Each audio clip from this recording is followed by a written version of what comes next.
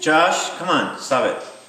Hi, this is Colin, and I'm going to give you an update. Jeff and Stacy, and also Ed Finch and Jeff Mallard, kind of on the guitars that I got going for you guys. I'm also going to show you how I do the resawing. This is a special saw that I made, and I just upgraded it from my other one. I had like a lighter weight one that was a little bit shorter, and after building this one it should have been a little bit longer too.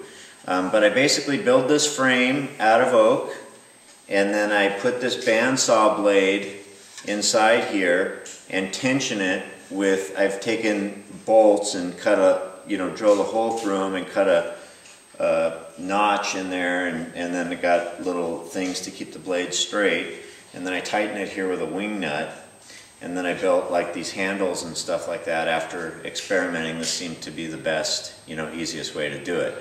And I'll show you how that works on the resawing. Stacy, I've got your sides bent and the lining on the one side, and I've got the top resawn and in clamps joined together, and that's going to probably go on today or tomorrow, the top will. And Jeff, I've resawn your back. Beautiful purple heart, the perps, purple video noodles. And Ed Finch, I'm going to make you that same purple heart sides and back, which is beautiful. It seems to cut kind of like walnut or mahogany, and it's just a gorgeous, gorgeous straight grained piece. Very stable when I'm working with it. Sometimes wood has a tendency to curl. This stuff seems very stable, and it's practically on quarter.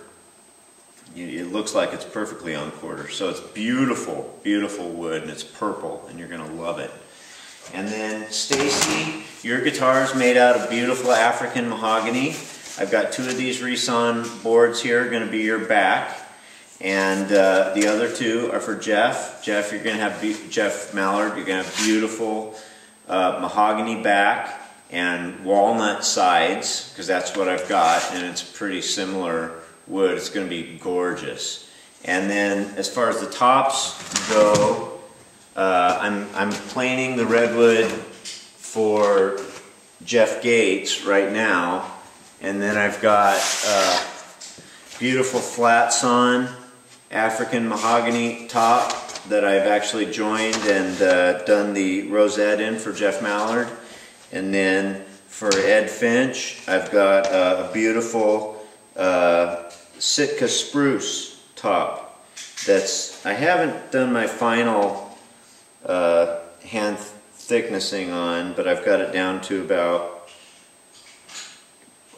11, down to about 0.11, and I'm going to get it down to about 10, something like that.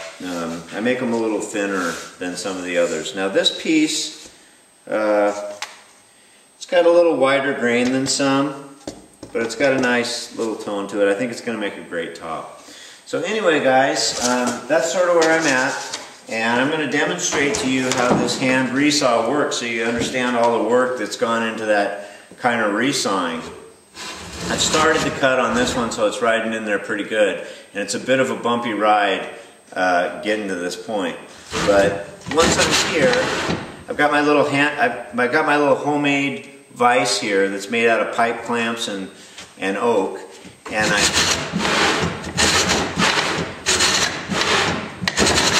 have to kind of, that's pretty good, especially with this purple heart.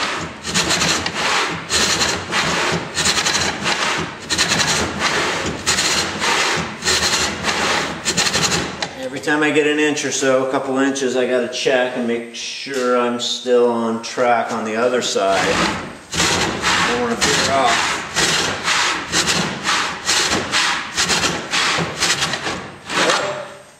Slipped in my vise, which fortunately my vise works pretty good. That's a big half the battle, and you can see it even moves this huge workbench table, because it's not the smoothest cutting thing in the world.